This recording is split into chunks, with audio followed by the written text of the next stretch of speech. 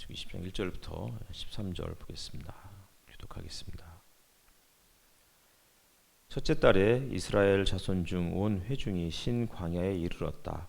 백성은 가데스에 머물렀다. 미리암이 거기서 죽어 그곳에 묻혔다.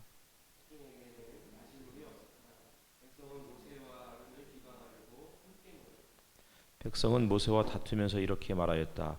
우리의 동족이 주님 앞에서 죽어 넘어졌을 때 우리도 죽었더라면 좋을 뻔하였소.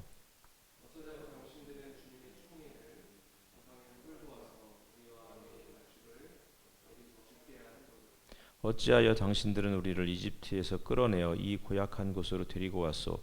여기는 씨를 뿌릴 곳도 못 되어 무화과도 포도도 석류도 없고 마실 물도 없소.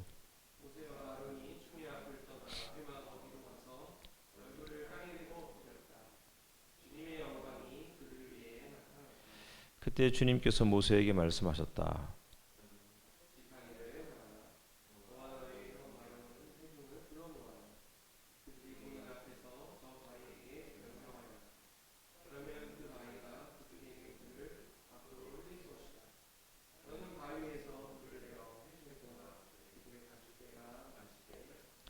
모세는 주님께서 그에게 명하신 대로 주님 앞에서 지팡이를 잡았다.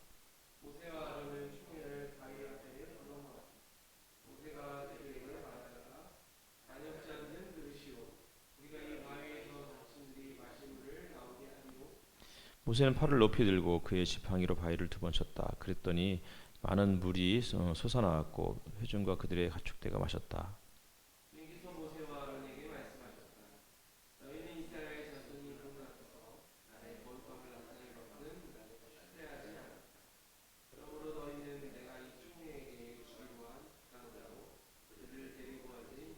같이 읽겠습니다.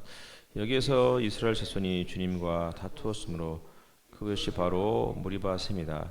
주님께서 그들 가운데서 거룩함을 나타내 보이셨다. 예.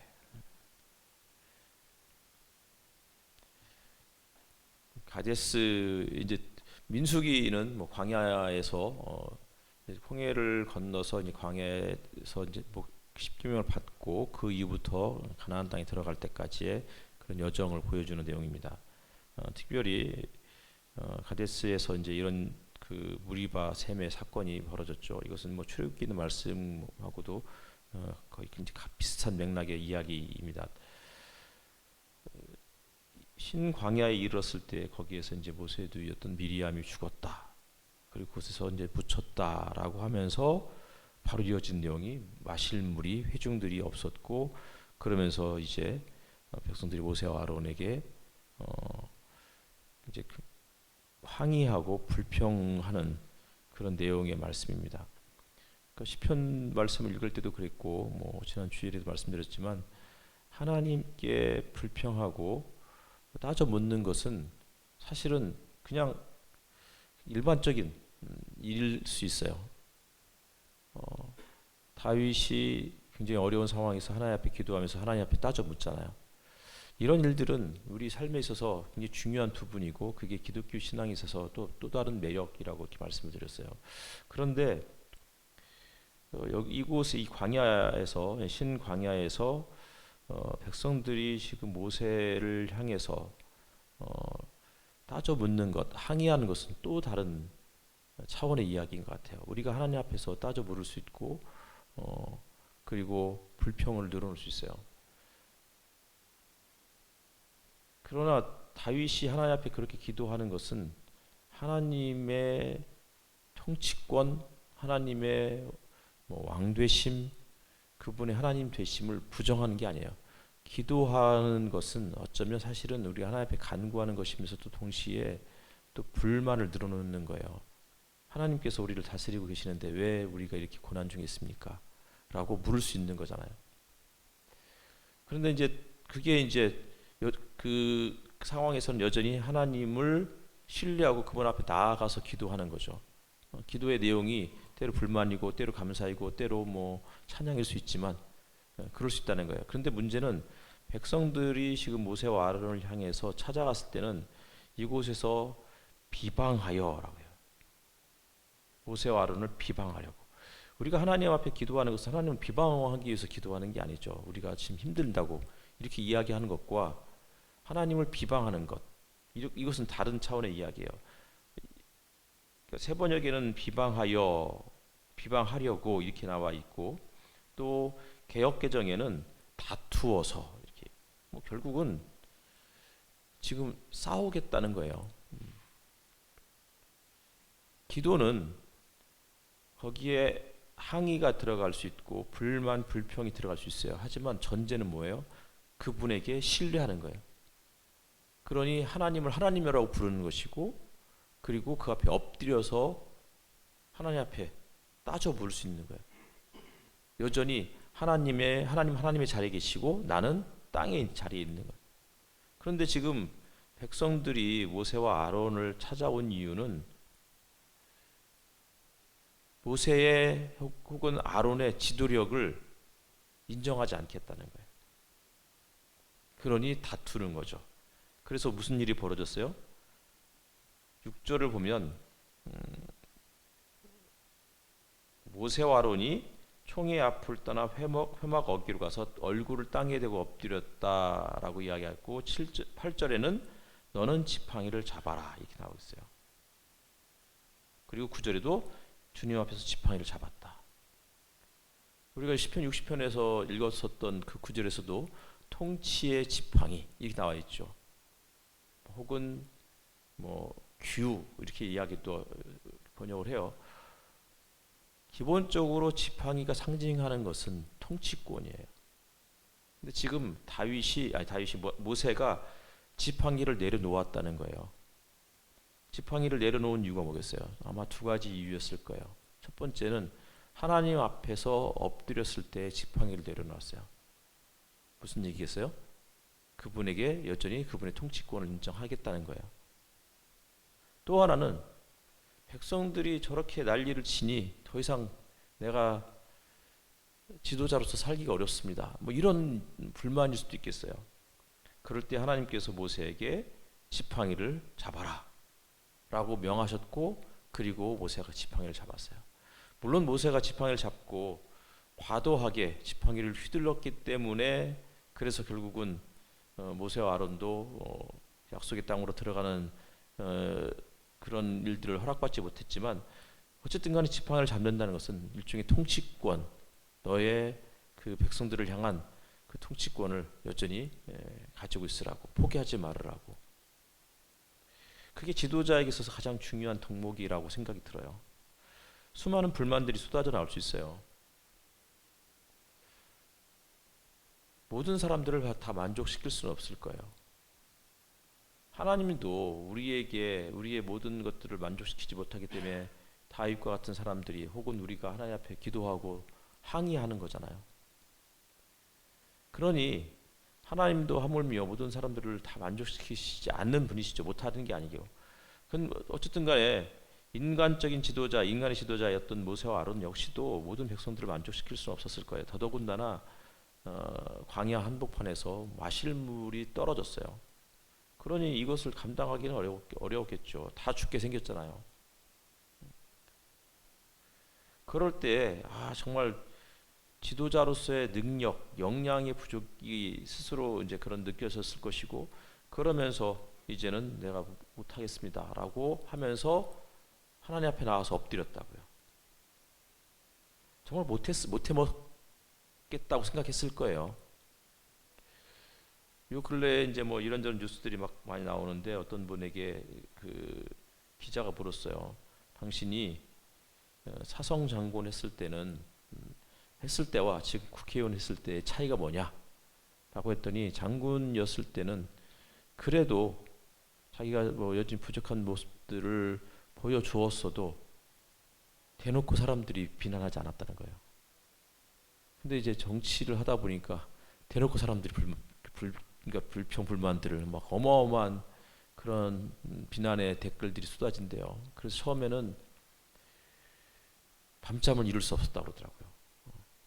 근데 이제 몇 년 정치를 하다 보니까 이런 것들이 익숙해져야 되는구나 라고 해서 지금은 이제 거기에 많이 둔해졌다 이렇게 이야기했어요. 지도자의 모습이라고 생각이 들어요. 뭐 이런저런 이야기를 들을 수 있겠죠. 그게 교회 지도자든 나라의 지도자든 뭐 한 가정을 또 이끌어가는 지도자이든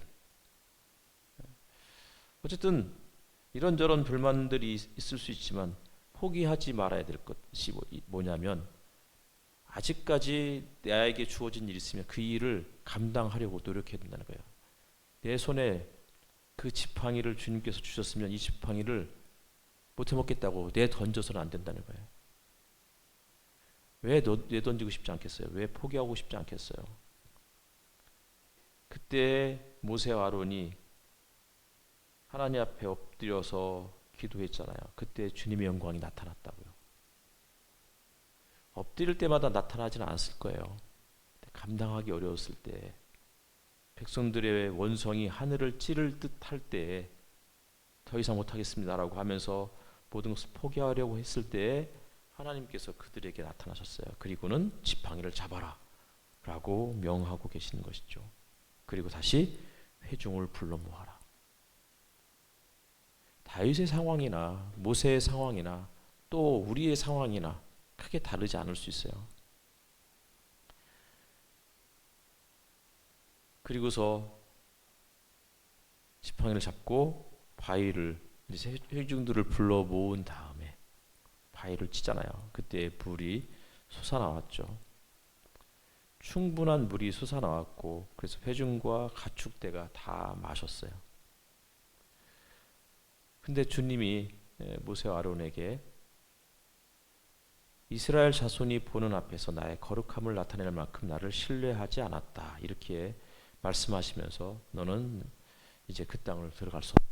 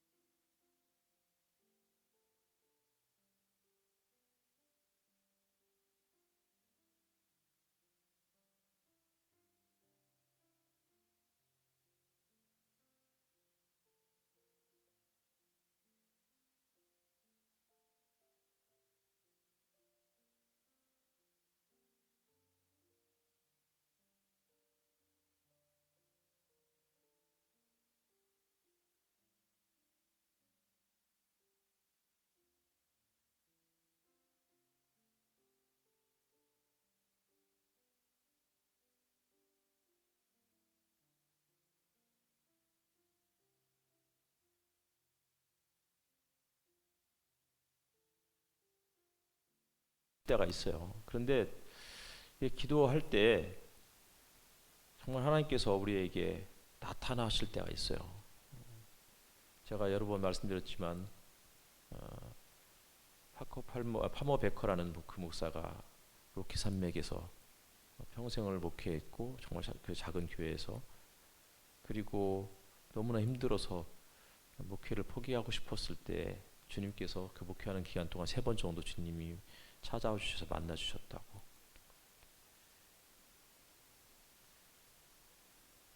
그것이 우리를 다시 일어서게 하는 힘이 되는 것 같아요. 그냥 만나 주셔서 정말 좀 뭔가 좀 나의 지도력, 나의 능력 뭐 이런 것들을 겸비하게 해주시면 좀 좋겠는데 그런 것들은 잘 보여주시지 않을 때가 종종 있죠. 그냥 나타나 주시고 말씀만 하셔서 위로해 주시고 힘내라고 여기서 포기하지 말으라고.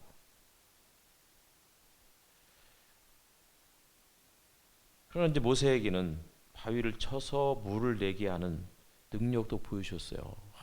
정말 이런 것도 한번 보여주시면 우리도 뭐 순간 뭐 대형교회 되는 것은 뭐 진짜 일도 아닐 텐데 하나님은 모세에게는 그런 것을 보여주셨는지 모르겠지만 또 우리 저 자신 우리에게는 또 이런 일들을 잘 보여주시지 않으시잖아요. 근데 이런 일들을 보여주시지 않아서 답답하고 하나님께 또 원망스럽기도 해요. 근데 이런 일을 보여주셨더니 모세가 하나님을 신뢰하지 못했어요. 그래가지고 결국은 그것 때문에 약속의 땅에 들어가는 일들을 허락받지 못했어요. 그러니까 주님이 능력을 보여주셔도 때로는 주님을 신뢰하지 못하는 일들이 벌어질 수 있다는 거예요. 내 능력이냐, 혹은 하나님의 거룩하신 성품을 드러내지 못하고 백성들을 향한 원망의 기초에서 나의 능력을 그렇게 보여줄 수도 있는 거예요. 그럴 수 있을 것 같아요. 모세의 마음을 왜 모르겠어요. 이런 일들이 한두 번이 아니니까.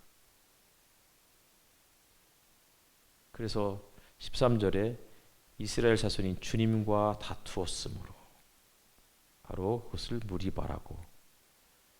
근데 공교롭게도 그곳에서 주님이 자신의 거룩함을 드러내셨다는 거예요. 모세와 아론은 나의 거룩함을 나타낼 만큼 나를 신뢰하지 않았다라고 하나님께서 두 사람을 이렇게 나무라시고 있지만, 그리고 이스라엘 백성들이 하나님과 다투어서 그것을 무리바라고 하면서 하나님께서 이스라엘 백성들에게 다투었다, 하나님과 싸웠다, 하나님께 항의하는 것은 뭐 괜찮지만 하나님께 대든 거잖아요. 하나님의 지도력을 무시했던 거잖아요. 그래서 그것을 무리바라고 이름을 짓게 하셔놓고는 그리고 그곳에서 자신의 거룩함을 드러내셨어요. 하나님의 거룩함을 드러내는 방법이 뭘까를 생각해 봤어요. 하나님의 거룩하심을 어떤 식으로 드러내야 될 것인가. 때로는 모세와 같은 능력을 우리에게 주셔서 그분의 거룩함을 드러내고 싶지만, 어쩌면 그것이 우리가 하나님의 거룩함을 나타낼 만큼 주님을 신뢰하지 못하는 그런 기회가 될 수도 있겠다라는 생각을 하게 되었어요. 그래도 그런 능력 한번 보여주셨으면 좋겠다, 그런 능력 한번 주셨으면 좋겠다 라는 생각들을 지울 수는 없어요. 하지만 그런 능력을 주시지 않더라도 우리가 하나님의 거룩하심을 나타낼 수는 있겠구나라는 생각을 해보게 돼요. 그게 뭐냐면 끝까지 주님을 신뢰하는 거였어요. 결국은 주님을 신뢰하는 것이 주님의 거룩함을 드러내는 그런 모습이다라는 생각이 들었어요.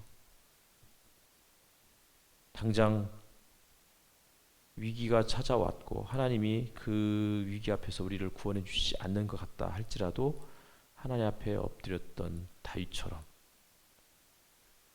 그리고 그 앞에서 엎드려서 하나님 앞에 불평불만을 늘어놓는다 할지라도 여전히 그분을 신뢰했던 다윗처럼 그렇게 그분 앞에 기도했을 때 하나님의 거룩하심을 드러내는 것이 아닐까. 모세가 하나님 앞에 엎드렸을 때 하나님의 거룩하신 하나님의 영광이 그에게 나타났잖아요. 그러나 능력이 주어졌을 때 그 주님의 거룩하심을 드러낼 만큼 또 주님을 신뢰하지 못했던 그런 연약한 모습도 보여주는 것 같아요. 능력을 주셨으면 좋겠어요. 그러나 능력을 주셨을 때는 주님을 신뢰할 만큼 더 신뢰하면서 그 능력을 사용해야 된다고 생각이 들고, 능력이 주어지지 않았다 할지라도 여전히 주님을 신뢰하면서 그 앞에 엎드리는, 그러면서 그분의 거룩하심을 우리가 또 드러낼 수 있는 우리의 삶이 되었으면 좋겠습니다. 잠시 같이 기도하도록 하겠습니다.